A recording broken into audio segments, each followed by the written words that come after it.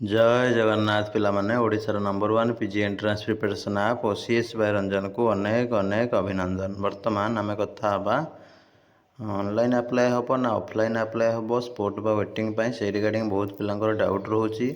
WL केबे आसीबो document कौन कौन दरकार ठीक अच्छे जो अप्लाई करेंगे ऑनलाइन हो कि ऑफलाइन हो जहाँ भी प्रोसेस थी कौन कौन डॉक्यूमेंट तुमको लगे तो डिटेल सब कथा समस्ते टेलीग्राम व्हाट्सएप इंस्टाग्राम सब जोड़ी थे टाइम टू टाइम सब अपडेट पाइबापी एवं जो मैंने पीजी एंट्रांस आगामी दिन मानक प्रिपेयर करेंगे OCS by Ranjan app download करके टेस्ट सीरीज नहीं पढ़ापढ़ी करें। जीवा वर्तमान आम टॉपिक को। नमस्कार दोस्तों, इस वीडियो को लाइक करें, हमारे चैनल को सब्सक्राइब करें, इस घंटी के आइकन को दबाएं, ऑल सेलेक्ट करें हमारी सभी वीडियो सबसे पहले देखने के लिए।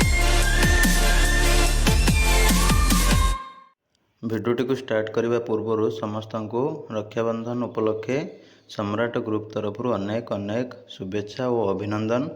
MA MSc MBA MSc computer science journalism एमती बहुत सारा कोर्सेस रे डायरेक्ट एडमिशन करने को चाहूले ये नंबर कांटेक्ट करके सार भाई मैम को सहित कथा है एडमिशन करेंगे। जदि साम्स थ्रो रे एडमिशन करुँच साम्स पोर्टाल रे आपण मैंने हूँ सम्राट डिग्री कॉलेज चेक करके तार जहाँ भी साम्स प्रोसीड्योर चली से हिसाब से भी एडमिशन करेंगे। इंस्टीट्यूट ब्रह्मपुर यूनिवर्सिटी को एफिलिएटेड होती गवर्नमेंट ऑफ ओडिशा द्वारा परमानेंटली रिकॉग्नाइज होती ओडिशार गोटे सर्वबृहत डिग्री कॉलेज जो थी कि सीट वाइज देखा गले बहुत ही 900+ सीट अवेलेबल रही पीजी रे सबुठारु जेकोसी डिग्री कॉलेज चेक करेंगे एत सीट कौटी न थाए। तापर एठू पिला पढ़ी भी ब्रह्मपुर यूनिवर्सिटी रे टॉपर होगी गोल्ड मेडल पाइले तो से अनुसार सर्टिफिकेट इश्यू सेमती किसी ना।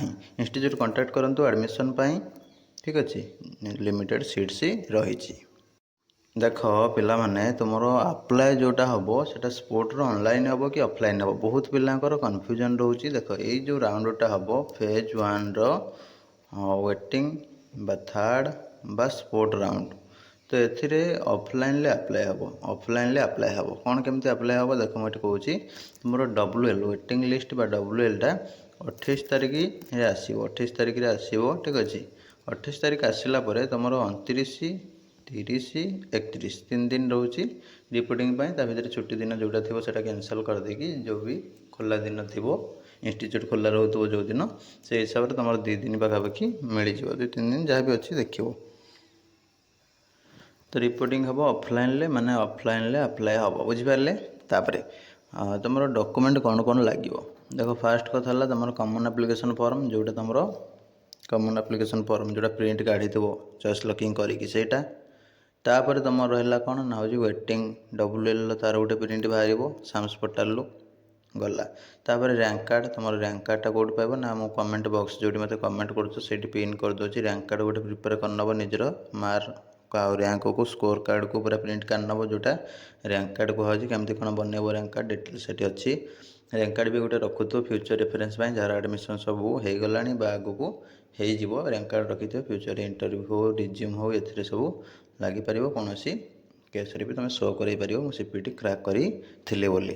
तापर तुम रहा कौन ना हूँ 10th +2 +3 ये सब जहाँ भी नौ ओरिजिनल नब ता सहित जार बीएड अच्छी ठीक अच्छे तो ओरिजिनल नब ता सहित जेरेक्स नब ठीक अच्छे कहीं ओरिजिनल से मैंने वेरीफाए करेंगे आ मन इच्छा खाली जब पड़े जाऊ जेरेक्स नहीं कि असुविधा हम गोटे गोटे जगह ठीक अच्छे किसी जगह रखीदे किसी जगह रखिए वेरीफाए करके रखिए गला सब गुड़ा ओरिजिनल ने जेरेक्स ने सर्टिफिकेट मार्कसीट ठीक अच्छे तापर फोटो ने 3 ରୁ 5टा ठीक अच्छे फोटो जोटा कि से मैंने रखिए आटाच करके तापर तुम रहा कौन ना कास्ट इनकम रेसिडेंट ठीक अच्छे ये सब डिजिटाली जोड़ा बाहर प्रिंट मेन कॉपीटा रखीदे जेरेक्सटा हूँ नहीं ठीक अच्छे डिजिटाली जोड़ा प्रिंट बाहर डिजिटाल तुमको अप्रूवाल मिलूँ सर्टिफिकेट गुड़ाक से गुड़ाक नहीं पारे किसी असुविधा ना।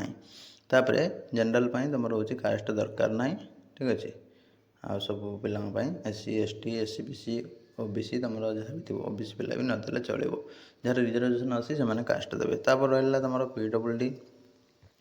PWD ESM SDP एमती जो सब थिला ସେଗୁଡ଼ା ତୁମେ ଦେଇପାରିବେ। କିନ୍ତୁ PW ପିଲାଙ୍କର ଜରୁରୀ, ଅନ୍ୟ ଗୁଡ଼ାକ ରିଜର୍ଭେସନ୍ ନାହିଁ, ଦେଲେ ଦେବ ନହେଲେ ନାହିଁ ଦେଇଥିବ। ଫ୍ୟୁଚର୍ରେ ସ୍କଲାରସିପ୍ ହେଉ କିମ୍ବା ଅନ୍ୟ କୌଣସି କ୍ଷେତ୍ରରେ କଲେଜ ପାଖରେ ରେକର୍ଡ଼ ରହିବ ଏଇ କାଟାଗୋରୀରେ ପିଲା ବୋଲି। ଠିକ୍ ଅଛି, ନିଜ ତରଫରୁ ସବୁ ଡକୁମେଣ୍ଟ ଦେଇଦେବାଟା ଠିକ୍ ଠାକ୍ ହେବ। ତାପରେ ଏତିକି ସବୁ ଡକୁମେଣ୍ଟ ହେଲା। CLC ମାଇଗ୍ରେସନ୍ କିଛି ଦରକାର ପଡ଼ିବନି। CLC ମାଇଗ୍ରେସନ୍ ଆଡ଼ମିସନ୍ ଯେତେବେଳେ ତୁମକୁ ଡାକିବେ ସେତେବେଳେ ତୁମେ ଦେବ। ଯାହାର ପୂର୍ବରୁ ଆଡ଼ମିସନ୍ ହେଇଛି ତାହେଲେ ତୁମର ସ୍ପୋର୍ଟରେ ସିଲେକ୍ସନ୍ ଆସିଲେ ତୁମେ ପୂର୍ବ ଇନଷ୍ଟିଚ୍ୟୁଟ୍କୁ ଯାଇକି CLC ସେଠୁ କାଟିକି ଆଣିକି ଦେବ ନୂଆ ଇନଷ୍ଟିଚ୍ୟୁଟ୍ରେ। ଠିକ୍ ଅଛି। ଆଉ ଯାହାର ହେଉଛି ବର୍ତ୍ତମାନ ହେଉଛି କିଛି ବି ଆଡ଼ମିସନ୍ ହେଇନି, ପାଖରେ ରଖିଥାଅ। ତୁମର ରିପୋର୍ଟିଂରେ କୌଣସି CLC ମାଇଗ୍ରେସନ୍ ଭୁଲରେ ବି ଦେବନି, ଦେଲେ ହଇରାଣ ହେବ। ଆଉ ସେମାନେ କିଛି ରେସ୍ପନ୍ସିବୁଲ୍ ବା ତୁମର କିଛି ଦାୟିତ୍ୱ ନେବେନି ତୁମର ହଜିଗଲେ କି କୁଆଡ଼େ କ'ଣ ହେଲେ। ତ ସେ ଅନୁସାରେ ଡକୁମେଣ୍ଟ ଯେଉଁ ଦେଉଛ ଚେକଅପ୍ କରିକି ଦେବ ଭଲସେ। ଠିକ୍ ଅଛି।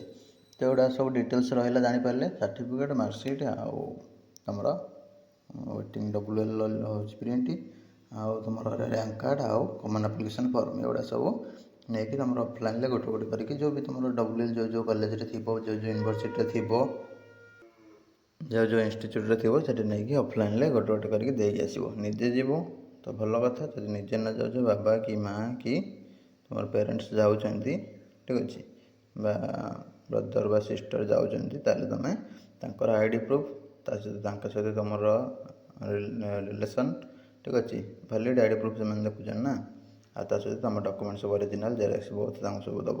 ତାହେଲେ ସେ ନେଇକି ରିପୋର୍ଟିଂ କରିପାରିବେ। ଆଉ ସାଙ୍ଗସାଥି ତାକୁ କାହାକୁ ପଠାଇବନି, ପଠାଇଲେ ରିସିଭ୍ କରିବେନି, ଭାରି ହଇରାଣ ହେବ। ବୁଝିଲା? ତ ଏଇଟା ରହିଥିଲା ଡିଟେଲ୍ସ। ତ ଭିଡ଼ିଓ ଭଲ ଲାଗିଲେ ଲାଇକ୍ କରିବେ, ସେୟାର କରିବେ। ସମସ୍ତ ସାଙ୍ଗସାଥି ଭାଇ ଭଉଣୀକୁ, ସମସ୍ତେ ଯେଉଁମାନେ ସବୁ ସ୍ପୋର୍ଟରେ ଫର୍ମ ପକାଇବା ପାଇଁ ଯିବେ ତାଙ୍କ ପାଇଁ ଏହି ଭିଡ଼ିଓଟା ହେଲ୍ପଫୁଲ୍ ରହିବ। ରହିଲି, ନମସ୍କାର, ଜୟ ଜଗନ୍ନାଥ।